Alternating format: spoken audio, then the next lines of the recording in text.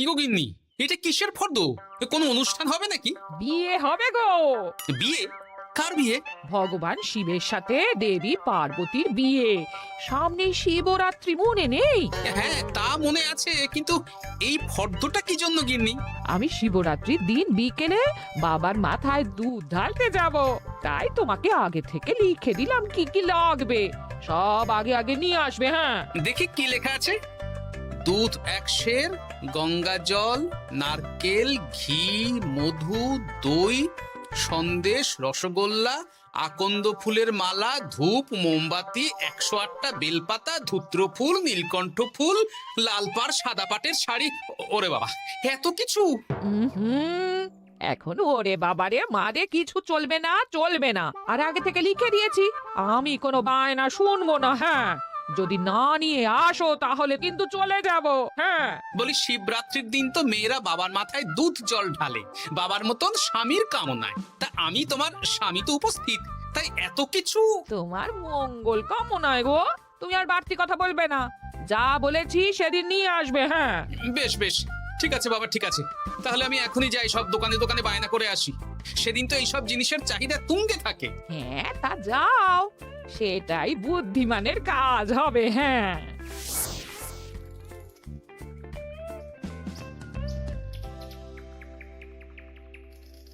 আরে এই তো পুটির বাবা, সকালে রাজসভায় গিয়েছিলে কিন্তু তেমন কোনো কথা হলো না। হ্যাঁ গোপাল দাদা, এখন কি যে করি। ঠিক আছে ঠিক আছে, আমি দেখছি কি ব্যবস্থা করা যায়, বুঝলে। ঠিক আছে গোপাল দাদা, একটু দেখো, বুঝতেই তো পারছো অভাবের সংসার। হ্যাঁ হ্যাঁ, কোনো চিন্তা করো না।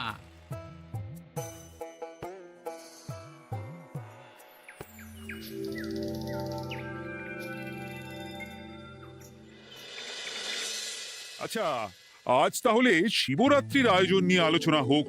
মহারাজ, এসব নিয়ে আপনি চিন্তা করবেন কেন? আরে আমার মতন একজন মন্ত্রী থাকতে আপনার মাথা ঘামানোর কোনো দরকারই নেই। না না মহারাজ, একদম মন্ত্রী মশাইকে দায়িত্ব দেবেন না। উনি প্রত্যেকবার দায়িত্ব নিয়ে সব তালগোল করে দেন, আর সব শেষে বলেন আমার ভুল হয়ে গেছে, আমাকে ছেড়ে দিন। এই গোপাল গোপাল, একদম বাজে কথা বলবে না। আমি এখন ভালো হয়ে গেছি। ভালো না কালো?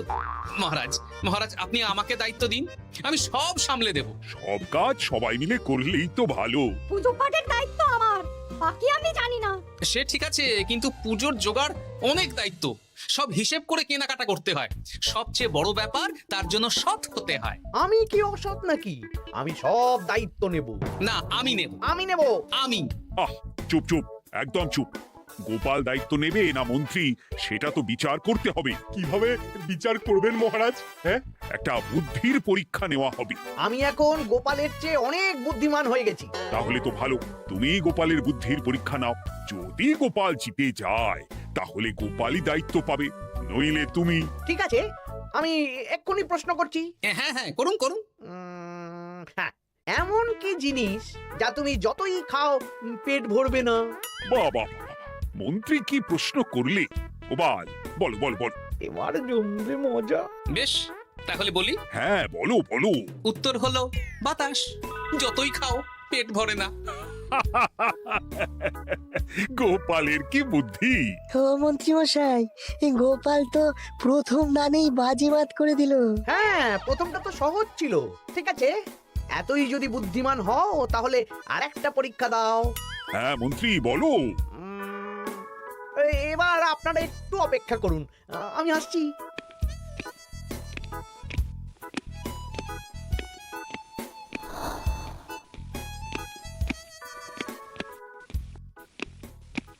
এই তো মন্ত্রী এসে গেছে, আবার হাতে একটা খাঁচা। এই নাও গোপাল, এই খাঁচায় একটি অদৃশ্য মুরগি আছে। তুমি যদি বুদ্ধিমান হও তবে এর মাংস রান্না করে আজ নৈশ ভোজে মহারাজকে খাওয়াতে হবে। যদি না পারো, দায়িত্বের দও পাবে না। বেশ, তাহলে দিন, আমি রাতেই আসছি, রান্না করে নিয়ে আসছি। আপনারাও সবাই হাজির থাকবেন কিন্তু। এই সেরেছে, গোপাল যে এখনো এলো না। গোপাল নির্ঘাত ফেসেছে। এই তো চলে এসেছি। এ কি গোপাল, তুমি তো খালি হাতে। মাংসের ঝোল রেঁধেও এনেছি। ওই গোপাল, অদৃশ্য মুরগির ঝোল কোথায়? হ্যাঁ, কোথায় গোপাল? আহ, মহারাজ, অমন সুস্বাদু মুরগি আমি আগে কখনো খাইনি। আমি সেটা রান্না করে রাজপ্রাসাদের প্রধান ফটকের বাইরে রেখে এসেছি। মস্করা হচ্ছে, চলুন তো গিয়ে দেখি। হ্যাঁ চলো তো।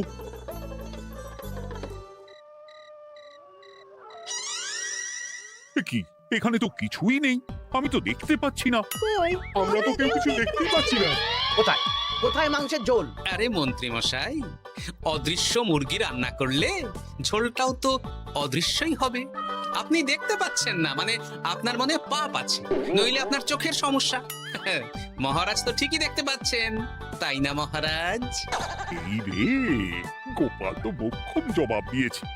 হ্যাঁ হ্যাঁ, চমৎকার ঘ্রাণ বেরোচ্ছে।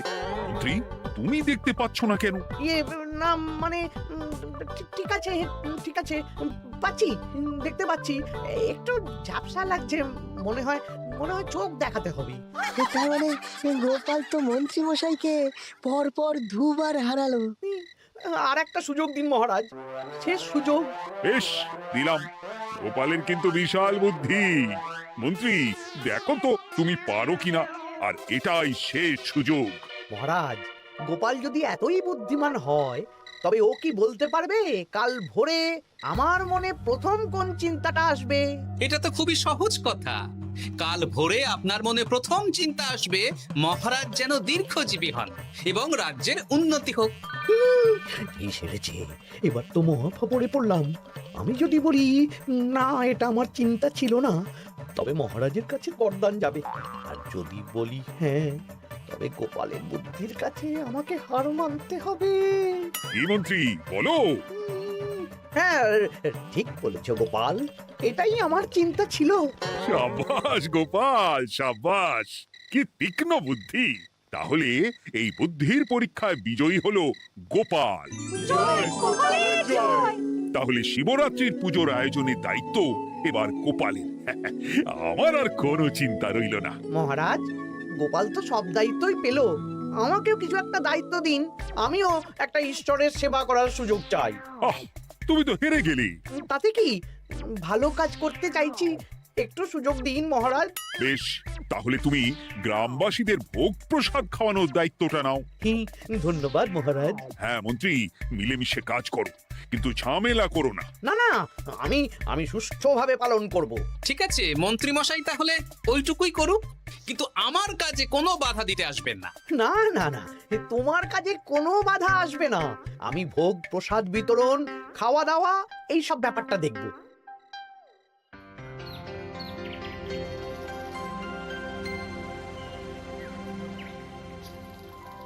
বলুন মন্ত্রীমশাই, সকাল সকাল ডেকে পাঠালেন?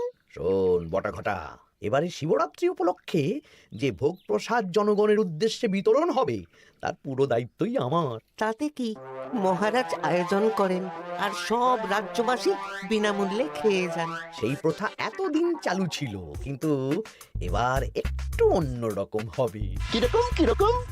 তোরা দুজন আমার নাম করে সব গরিব প্রজাদের কাছ থেকে ভোগ খাওয়ার জন্য চাঁদা তুলবি। শিব পুজোয় চাঁদা? হ্যাঁ দাদা, ইয়ে না মানে ঘটা, খুব সামান্য। বাড়ি আর দোকানগুলোয় যাবি আর মাথা পিছু 1 আনা করে তুলবি, কেমন? বেশ, তারপর বলবি ঢালাও খাওয়ানো হবে, এলাহি আয়োজন। আচ্ছা ঠিক আছে। তবে ভুল করেও কোনো রাজসভাসদদের বাড়ি থেকে বা মান্যিগণ্যি লোকের বাড়ি থেকে এই চাঁদা তুলিস না যেন। না না, বুঝতে পেরেছি, তুলবো না। বলবি সারা রাত পুজো হবে, পরের দিন সকালে হবে প্রসাদ বিতরণ, কেমন?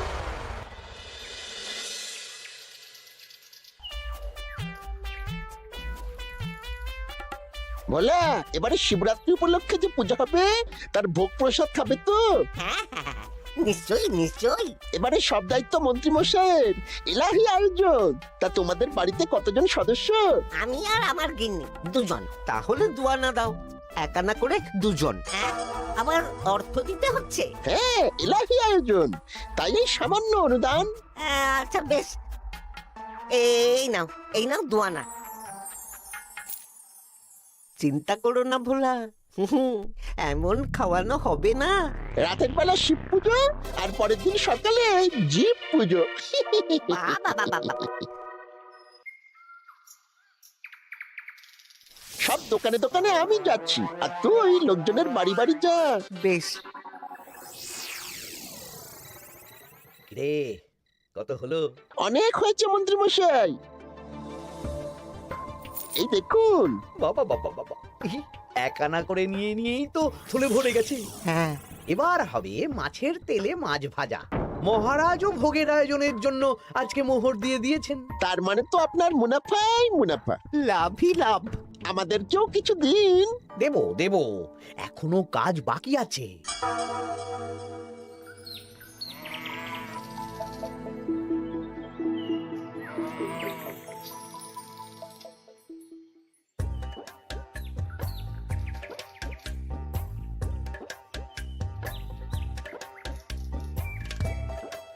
আরে আরে গোপাল দাদা যে এত কিছু কি নিয়ে যাচ্ছ? এই তো শিবরাত্রির পুজো উপলক্ষে দশকর্মার বাজার রাজবাড়ি নিয়ে যাচ্ছি। এবারে তো এলাহি ভোগের আয়োজন, হ্যাঁ? রাতের বেলা শিব পুজো আর পরের দিন সকালে নাকি জীব পুজো। মন্ত্রী মশাই দায়িত্ব নিয়ে খাওয়াচ্ছেন। না না, খাওয়ার আয়োজন তো এমন কিছু নয়। আমি যতদূর জানি ওই খিচুড়ি, আলুর দম, ছেঁচড়া, পায়েস, চাটনি আর একটা করে মিষ্টি। আর যতদূর জানি এই ভোগ খাবার জন্য সব গ্রামবাসী থেকে মাথা পিছু 1 আনা করে নিয়েছেন। হ্যাঁ, ভোগের প্রসাদ তো বিনামূল্যে। মন্ত্রীমশাই 1 আনা করে মাথা পিছু নিয়েছেন? হ্যাঁ গো, এরকম তো কথা ছিল না। আচ্ছা আচ্ছা, আমি দেখছি কি করা যায়। দেখছি আমি দেখছি।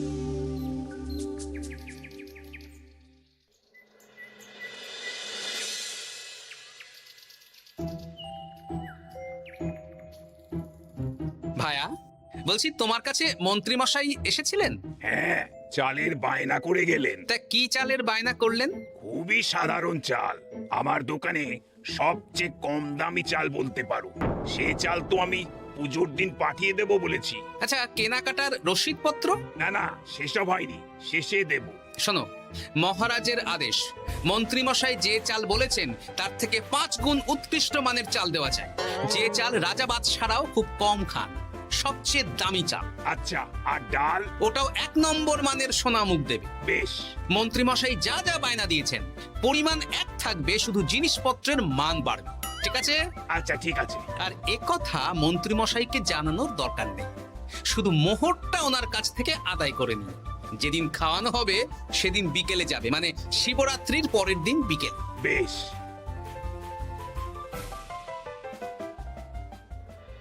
নাও ধরো গিন্নি,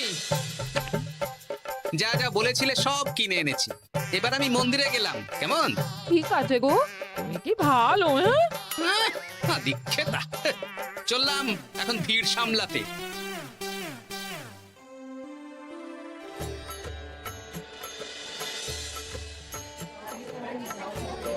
একটু সারিবদ্ধভাবে দাঁড়ান, আপনারও সুযোগ আসবে।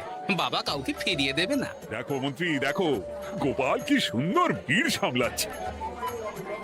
ওকে তো এই জন্যই দায়িত্ব দেওয়া। হ্যাঁ, তাই তো দেখছি। ওম নমঃ শিবায়। হে ভোলানাথ, দেবাদিদেব মহাদেব সকলের কল্যাণ করুন। জয় দেবাদিদেব মহাদেবের জয়। হে ভোলেনাথ মহেশ্বর, মঙ্গল করো বাবা। জয় বাবা ভোলাদেব মহেশ্বরের জয়। তা তোমার শরীর এখন কেমন? এই তো বেশ ভালো আছি। সবই তোমার জন্য। তুমি না সাহায্য করলে ওই ওষুধ আমার পেটেই পড়তো না। না না, আমি তো নিমিত্ত মাত্র, সবই মহাদেবের ইচ্ছে। জয় বাবা মহাদেবের জয়। চলি গো। কাল ভোগ খেতে তাড়াতাড়ি চলে এসো।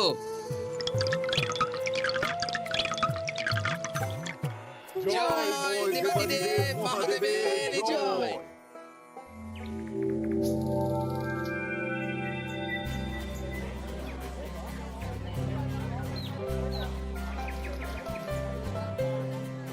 সত্যি মন্ত্রী মশাইয়ের ভোগের প্রসাদ পেয়ে মনটা ভরে গেল। কি সুন্দর রান্না, আর খাবারের গুণমান কি ভালো। তার উপর রসগোল্লা কত বড় বড়। এত বড় রসগোল্লা খাওয়া তো দূর, বাবার জন্মে চোখেও দেখিনি।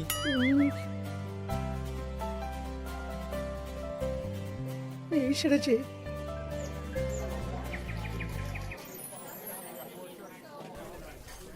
এই যে পাচক ঠাকুর, শোনো। বলুন মন্ত্রী মশাই, আজ আমি খুব খুশি। কেন? আপনি মহান। কেন? মানে আপনি যে চাল পাঠিয়েছেন সে চালে রান্না করা আমার স্বপ্ন ছিল। কি গন্ধ, কি গুণমান, রাজা বাদশাদের চাল বলে কথা। আমি তো খুব সাধারণ মানের চাল দিতে বলেছিলাম, 30 আনা সের মূল্যের চাল। কেন, নবাব বাদশাদের ঘরে এই চালটা থাকে। তাই? কোথা থেকে এলো? কেন, চালের দোকান থেকে এসেছে। মিষ্টিও দারুণ, রসগোল্লা তো নয়, যেন যেন একেবারে বড় বড় রাজভোগ। কি আকার, কি গুণমান, কি স্বাদ। আহা, দেখুন দেখুন দেখুন। বাবা, ভোলা এত বড় রসগোল্লা দিয়েছে। ঠিক আছে, যা হচ্ছে হতে দে। আমি তো চিন্তায় পড়ে গেছি।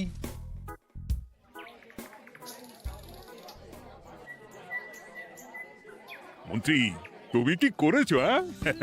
তোমার নামে তো সবাই সুখ্যাতি করছে। না না, এই আর কি। আমি যা অর্থ দিয়েছি এই আয়োজনের জন্য তো তার চেয়ে 5 গুণ বেশি মোহর লাগবে, কিন্তু তুমি কি করে করলে? মন্ত্রীমশাই সত্যি ভালো হয়ে গেছেন। দেখো গোপাল, দেখো মন্ত্রী সত্যি বদলে গেছেন। সবই তো জনগণের সেবার জন্য। কে জানে বাবা, কি গড়বড় হয়ে গেল।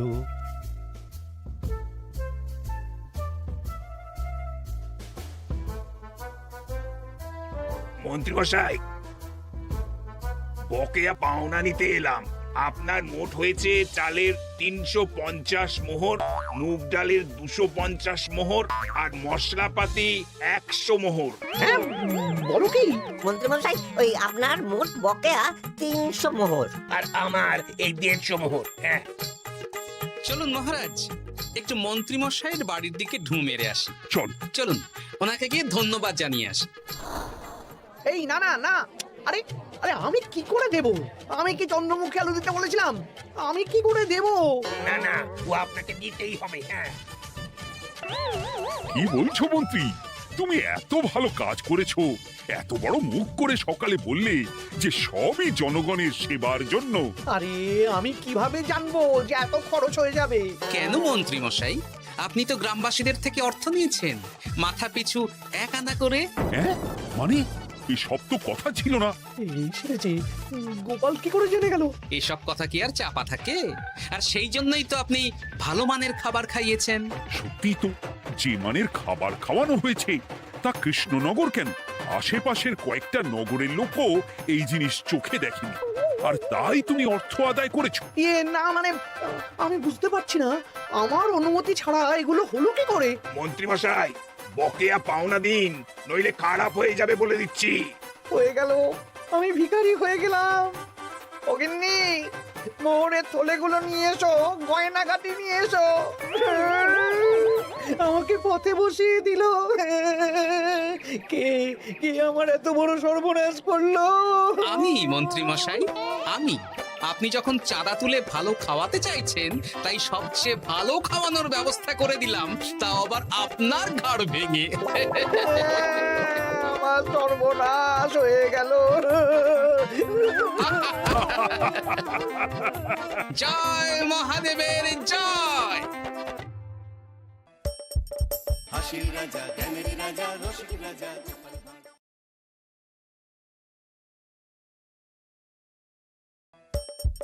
হাসির রাজা, জ্ঞানের রাজা, রসিক রাজা।